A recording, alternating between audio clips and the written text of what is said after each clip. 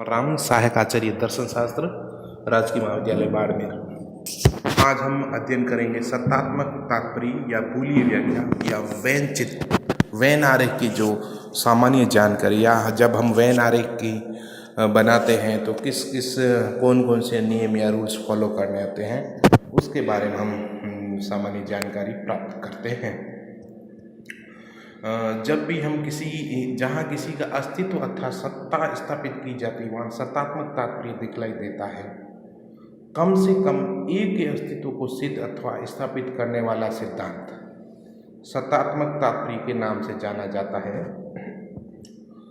और लेकिन इसके अगर प्रतिपादक की हम बात करें तो इसके प्रतिपादक जॉर्ज बूल है, इसलिए यह सिद्धांत बूलिय व्याख्या भी कहलाता है।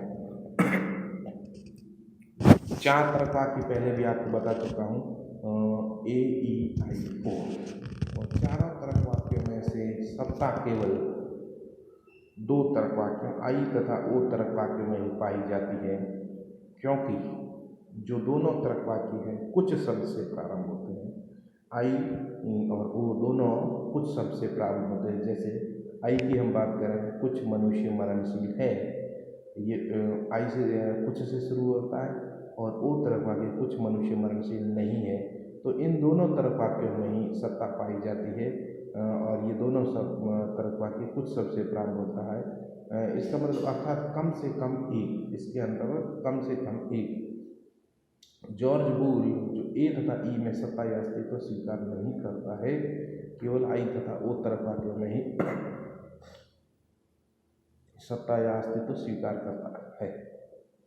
अब ये जो चिन्ह गोल मैंने बना रखा है, इसमें रेखा खींच रखी, ये जो डायग्राम है रिक्त या खाली या कुछ भी, इस प्रकार का जो डायग्राम है रिक्त या खाली या कुछ भी न होना था, ये डायग्राम हम बताता है। इस प्रकार का डायग्राम वैन आरेख में है जो रिक्त या खाली या कुछ भी न होना, इसके अंदर कुछ भी नहीं है इस वक्त। और नीचे बराबर का इस प्रकार से बराबर और बराबर, फिर इसकी टेढ़ी रेखा खींचना बराबर नहीं है।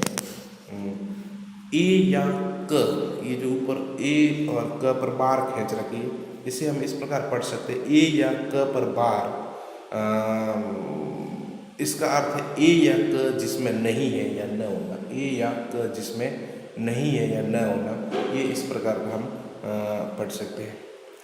ये जो क्रॉस का अर्थ है सत्ता या अस्तित्व, क्रॉस का अर्थ है सत्ता या अस्तित्व, मतलब क्रॉस का जिस वैन आरेख में होगा वो उसका मतलब कुछ न कुछ उसका अस्तित्व है।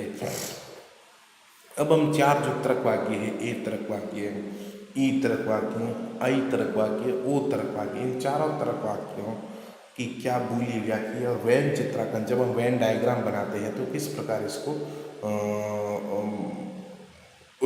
उस डायग्राम में किस प्रकार व्यवस्थित करते हैं, वो हम देखते हैं। जैसे ए तर्क वाक्य आपके सामने है, सभी उद्देश्य विधेय हैं, all S is P, all S S P. इसकी जो बूलिय व्याख्या होगी ये होगी, उद्देश्य विधेय पर बार बराबर 0। इसको ये हमें बहुत ही याद रखने वाली है। और वैन चित्रांकन में जब हम वैन आरेख को हल करेंगे या वैन डायग्राम को अपन किस प्रकार हमें हल करना, तो ये बहुत ही महत्वपूर्ण चीज़ है कि सभी तर्क वाक्यों की हमें बूलिय व्याख्या या वैन चित्रांकन ये हमें सब याद होने चाहिए। पहले भी आपको बता चुका हूँ, ए ई आई ओ, इसकी सबकी आपको पूरी तरह से पूरी जो लॉजिक इसी पे डिपेंड है। जब ए तर्क वाक्य है तो इसकी जो बूलिय व्याख्या होगी, उद्देश्य विधेय पर बार बराबर 0। अर्थात हम बात करते हैं वह वर्ग जिसमें उद्देश्य तो हो किंतु विधेय नहीं हो, वह रिक्त अथवा खाली है, यह ए तर्क वाक्य की बूलिय व्याख्या है। हम ए तर्क वाक्य की बूलिय व्याख्या तो हमें इस प्रकार याद रखनी है, जिसमें उद्देश्य तो है लेकिन विधेय नहीं है, वह रिक्त अथवा खाली है। और इसका डायग्राम जो ए का बनेगा वो नीचे मैंने दिखा लिया। तो डायग्राम वैन बना दिए, इसको कट कर दिए। इसमें उद्देश्य तो है लेकिन विधेय नहीं है, उद्देश्य तो है लेकिन विधेय नहीं है। तो ये इस प्रकार का ये डायग्राम बनेगा ए का। ई तरक्वाकी की हम बात करते हैं, कोई उद्देश्य विधेय नहीं है, नो SSP, उद्देश्य विधेय बराबर 0। इसका मतलब ये है अर्थात वह भाग जिसमें उद्देश्य तथा विधेय दोनों हैं वह रिक्त अथवा खाली है। ये देखो इस वेन आरेख में हम देखते हैं उद्देश्य जो नीचे है, दो वेन हमने बनाए, उसमें देखो उद्देश्य तथा विधेय दोनों हैं वह रिक्त अथवा खाली है। ये ई तर्कवाक्य की मूल व्याख्या या व्यंजक चित्रांकन हो जाएगा। तीसरी हम बात करते हैं आई तर्कवाक्य की।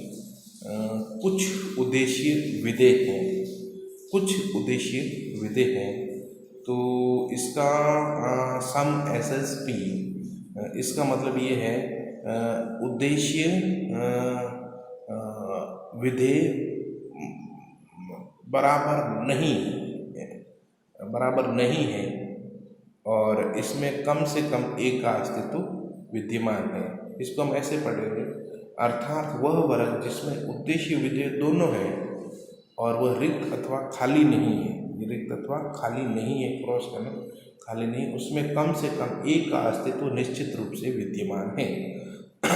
आई तर्कवाक्य की जब हम बात करते हैं तो इसकी पूरी व्याख्या होगा उद्देश्य विधेय बराबर नहीं, ये अर्थात वह वर्ग जिसमें उद्देश्य व विधेय दोनों हैं वह रिक्त अथवा खाली नहीं है, उसमें कम से कम एक का अस्तित्व निश्चित रूप से विद्यमान है। और इसका डायग्राम बनेगा, दो वेन बना दें क्रॉस करते हुए और उसके बीच में क्रॉस, जहाँ उद्देश्य और विधेय दोनों होता है वहाँ क्रॉस, मतलब यहाँ इसकी सत्ता या अस्तित्व विद्यमान है। अब अंतिम तर्कवाक्य की हम बात करते हैं ओ तर्कवाक्य की। कुछ उद्देश्य विधेय नहीं है, इसमें हम देखते हैं सम S इज नॉट P, तो जिसमें उद्देश्य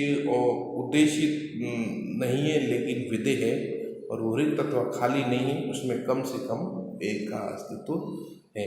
वह वर्ग जिसमें उद्देश्य तो है किंतु विधेय नहीं, उद्देश्य तो है किंतु विधेय नहीं है और रिक्त अथवा खाली नहीं है, उसमें कम से कम एक का अस्तित्व है। ये जो नीचे वाला डायग्राम है तो ये ई प्रकार का, ओ प्रकार का जो डायग्राम है इस प्रकार बनेगा। तो चारों जो तर्कवाक्य है इनकी बूलियन व्याख्या, इनका वेन डायग्राम में दर्शाते वक्त ए तर्कवाक्य क्या होगा, ई तर्कवाक्य क्या होगा, आई तर्कवाक्य ओ तर्क, ये बहुत महत्वपूर्ण चीज़ है और ये याद करने वाली चीज़ें हैं। और इसको याद किए बिना हम आगे जो वेन आरेख के संबंधित प्रश्न हैं उनको हम हल नहीं कर पाएंगे। तो मेरा विश्वास है कि आप ये बहुत ही जल्दी से याद कर लेंगे। तो अगला जो चैप्टर हम इसके वेन आरेख से संबंधित अध्ययन करेंगे तो अपन को इसको आसानी हो जाएगी। और ये महत्वपूर्ण बात है कि सबसे पहले हमें अध्ययन करना पड़ेगा। Thank you.